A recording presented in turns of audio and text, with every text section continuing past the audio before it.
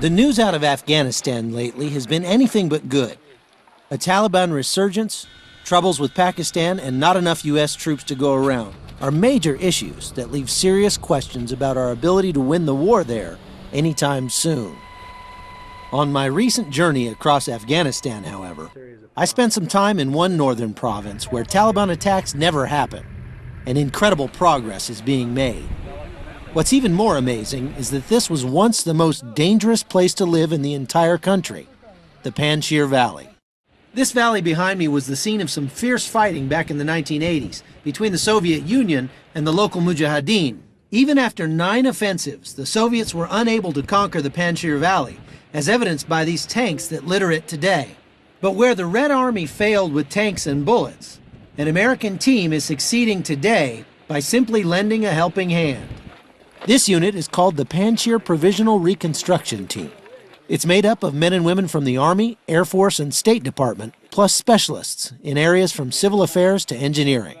Our mission here in Afghanistan is threefold: reconstruction, security, and governance. We're here to help the Afghans kind of help themselves. In a nutshell, the PRT is here to pretty much win the hearts and minds of the local Afghans, to turn them against the Taliban, to eventually have them bring the Taliban to us versus us going out and looking for them. I rode along with the team as they drove around the valley checking on various projects. Here, a clinic is being built that will serve locals from miles around. After a quick chat with the contractor, can you meet with me on Monday? We head out to another project. Currently we're in the Kinj district, and this is one of our newest schools that we just finished constructing. What we're going to do is go through the building, make sure there's no cracks, no scratches and everything before they have the grand opening tomorrow. Even though the school isn't open yet, the local children can't wait to start studying. We hand out a few educational materials, and then it's back on the road, this time to a hydroelectric plant that will bring electricity to this part of the valley for the first time in history. Up until now, this has been a grain mill, and watching the flour being made, I realized just how primitive life has been in this valley.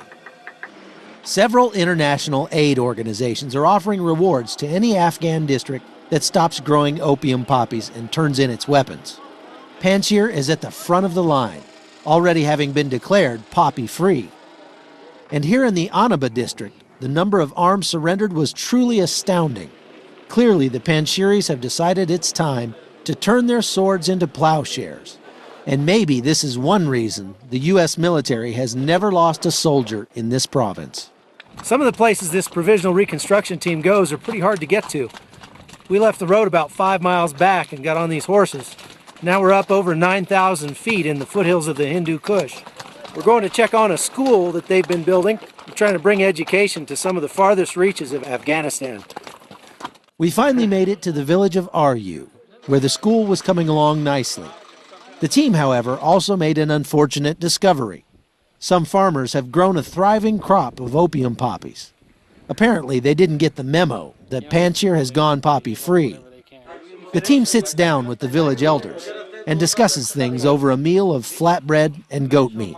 Later, I spoke with the commander of the Mujahideen security force that always accompanies the team.